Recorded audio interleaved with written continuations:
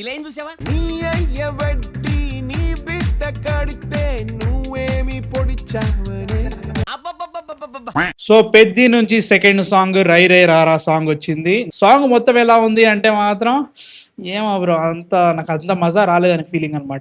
ఎందుకంటే లిరిక్స్ చాలా చాలా బాగున్నాయి అన్నట్టు, ఒక మంచి మంచి మెసేజ్ ఇచ్చినట్టు ఉంది అన్నట్టు. కుర్రోడికి కష్టపడాలి చెయ్యాలి అన్నట్టు ఇంకా ఎక్కువ మోటివేషన్ ఇచ్చినట్టు ఉంది అన్నట్టు. ఇప్పుడే అన్ని కోల్పోయినట్టు చేసుకోకు, నీకు చాలా ఎనర్జీ ఉంది, బాధ్యతలు ఆ బరువు మోసే అంత శక్తి నీ దగ్గర ఉంది కాబట్టి నువ్వు చెయ్యి అన్నట్టుగా ఆ లిరిక్స్ చాలా చాలా బాగుంది అనిపించింది నాకు ఇది మాత్రం. బట్ ట్యూన్ వైజ్ గా చూసుకున్నా, ముఖ్యంగా ఏఆర్ రెహమాన్ గారి వాయిస్ ఈ సాంగ్ కి నాకు పర్సనల్ గా అంత బాగా ఎక్కలేదు అనమాట. ఎందుకంటే పెద్ద అనే సినిమాకి ఇప్పటి వరకు వచ్చిన ప్రోమోస్ గానీ బజ్ గానీ అంతా కూడా ఒక రూరల్ బ్యాక్ డ్రాప్ లో కొంచెం వడిసే ఒక రంగస్థలం ఎస్క్ వైబ్, అంటే రంగస్థలం యాజ్ ఇట్ ఈస్ అనట్లేదు, కొంచెం చూస్తుంటే మనకి రంగస్థలం ఆల్రెడీ ఒక టెంప్లెట్ ఉంది కదా, దాన్ని చూసి మనం ఇదే అనుకోవచ్చు ఒక రకంగా. అట్లాంటి సినిమా అనుకుంటున్నా. ఏఆర్ రెహమాన్ గారు ఈ పర్టికులర్ సాంగ్ చూస్తుంటే, ఈ సాంగ్ మాత్రం ఒక అర్బన్ ఏరియాలో డాన్స్ చేస్తూ పాడే పాటలే కనిపించింది అన్నట్టు. ఆ సీనరీకి ఆ డాన్స్ స్టెప్స్ కి ఏమో నాకు అంత బాగా ఎక్కలేదు అన్నట్టు. మేబీ ఆ ట్యూన్ అలా సెట్ అవ్వచ్చేమో, కాకపోతే ఏఆర్ రెహమాన్ గారి వాయిస్ నాకు అంత బాగా ఎక్కలేదు దీంట్లో. మేబీ వేరే ఒక సింగర్ బాగుంటే ఇంకా బాగుంటుందేమో నా ఫీలింగ్. ఏమో నాకు అదొకటి ప్రాబ్లం అనిపించింది.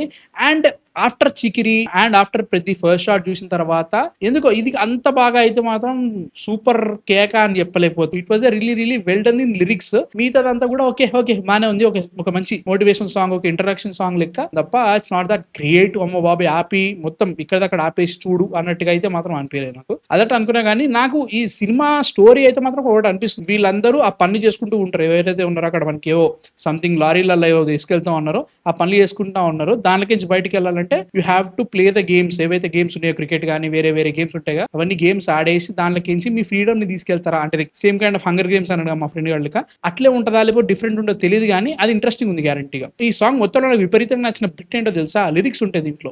నిన్నటిలాగా రేపు ఉన్నదంటే ఈ రోజు ఏం బీకేవని, నీ అయ్య వడ్డీ నీ బిడ్డ కడితే నువ్వేం పొడిచావని. మస్త్ అనిపించింది ఆ లిరిక్స్ అయితే మాత్రం. అంటే నువ్వు చెయ్యి, ఇప్పుడు చెయ్యి, ముందేమైంది తర్వాత ఏమైతుంది కాదు, నువ్వు ముందు చెయ్యి. ఆ లిరిక్స్ అయితే మాత్రం చాలా బాగున్నాయి. అనంత శ్రీరామ్ గారు చాలా బాగా ఇచ్చారు. నాకు అదే ఏఆర్ రెహమాన్ గారి వాయిస్ ట్యూన్ కూడా కొంచెం అర్బన్ సెంట్రిక్ లెక్క అనిపిస్తుంది అన్నట్టు. నాకు ఆ రూరల్నెస్ అయితే తెలియట్లేదు, ఏమో మేబీ ఇట్స్ మై ఫాల్ట్.